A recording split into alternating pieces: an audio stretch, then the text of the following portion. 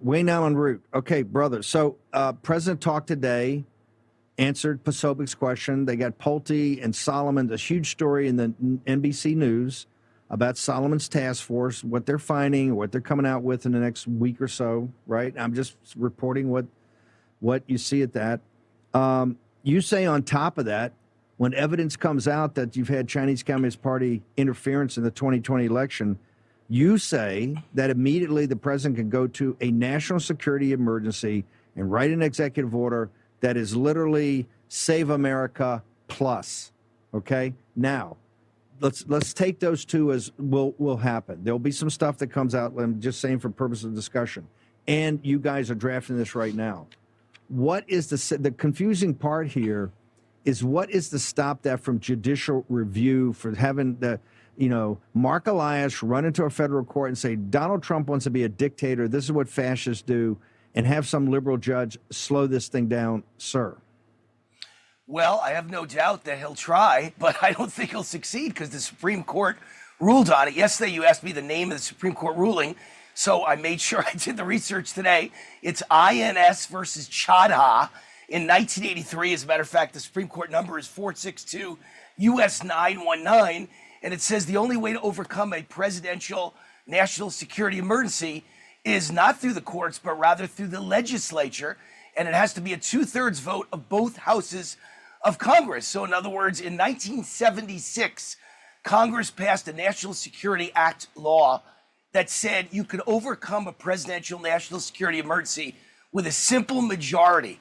And the Trump White House pushed back, took it to court, took it to the Supreme Court in 1983, and the Supreme Court ruled in this INS versus Chadha that you cannot overcome a national security emergency without a 2/3 majority in both houses of Congress. So it's not my opinion. It's a Supreme Court ruling that is law for 43 years, Steve. So are they going to try and take it to court? I guess they will. I doubt Democrats ever stand by and don't fight like crazy men. We stand by and are cowards. The Republican Party, I always say, one side is evil, one side is communist, one side likes to destroy America, and the other side is cowards who stand by, complain about it, but do nothing about it. So I'm trying to come up with a way to combat it so that President Trump can institute all the Act America things that we believe in, but even more so, adding in, as an example, no machines, paper ballots.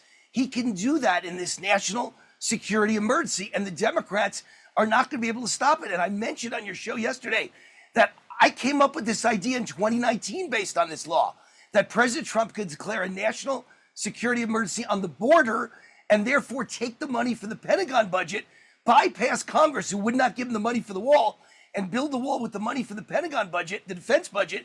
And that's exactly what Trump did. I wrote the column, I sent it to Trump. My friend handed it to Trump. Trump said he read it. The next day he announced it, and he built the wall with the funds from the defense budget. Never did Democrats try and fight it in court because they knew they couldn't do it. They needed 2/3 vote in Congress to do it. Hang on, because I think we declared some other national security emergencies. We're pulling all that documentation together. I'm going to talk to you after the show. We're going to have you back up. I will tell you this is getting traction. Now, we got to make sure it's legit, because I think people realize that the House and the Senate are gone. They went home. They have no sense of urgency. We're facing a civil war, and they have no sense of urgency. However, I got to finish with a different topic. I just want to, because I finally got you on the show.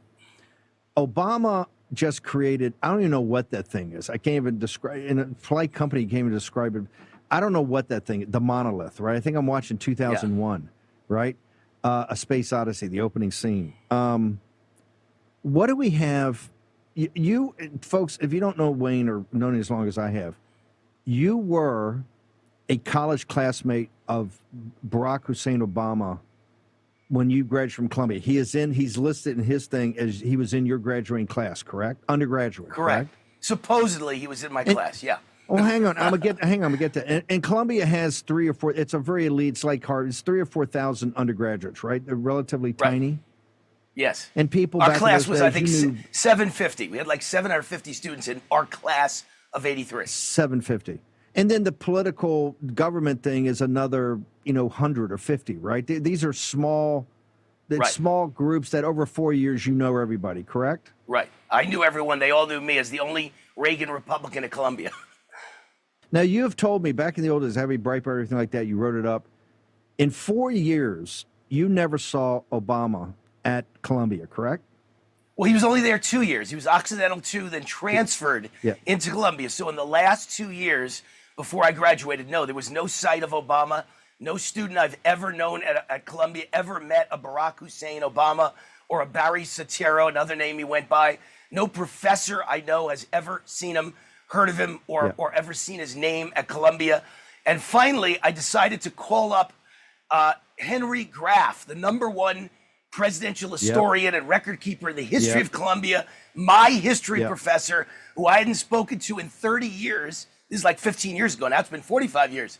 And I called him, and he knew me right away. He said, Wayne Root, I know you. You ran for vice president as a libertarian, which is true. I was on Bob Barr's ticket in 2008 for vice president of the United States. He knew me right away as a libertarian third-party VP. He said, I remember you from my class, and I remember you went to Columbia. I said, well, did Obama go to Columbia? And he said, I've done the research, and I have my doubts he was ever here because you could not graduate without being in my class. And he was never, ever in any of my classes. And I asked all the other professors, and no one knew him. I'm resting my case. Hey, one last thing. Have you contacted he's got a presidential library, brother. Are you going out there and see if he can, those records should be there for people to see, Occidental and Columbia, correct? His grades, all of it? I'm about to challenge him. I'm about to announce to the world, you've got your presidential library. Forget about the fact it's the ugliest library. It's as ugly as the Obama economy.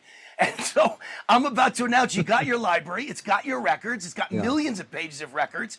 I challenge you to release your Columbia College records. There's 2 scams. Number 1, was he there? Why was he never seen? Why did he never take that class with the professor? And number 2, how did you get in when your grades at Occidental were not great? You were known as a slacker. You were known as a pot smoker. How'd you get into one of the best 3 colleges in America, which never took transfer students mid 4 years? Never. My friends tell me never, unless you were #1 at Harvard. Never. How'd you get in? Did you jump the line as an Indonesian? Did he jump the line as an Indonesian citizen? Yeah. The Ivies don't do it. You start day 1 or you don't get in. Wayne, real quickly, I got to bounce. Where do people go for your content, sir? Root4America.com, all my TV shows, all my radio shows, all my podcasts, all my columns, root4America.com, all my books, root4America.com. Easy to remember. It's what I do all day, 24 hours a day. Root for America. I'm coming back with you on this national security emergency. We're on it. Okay, and I'll come back to you. Thank you, Wayne.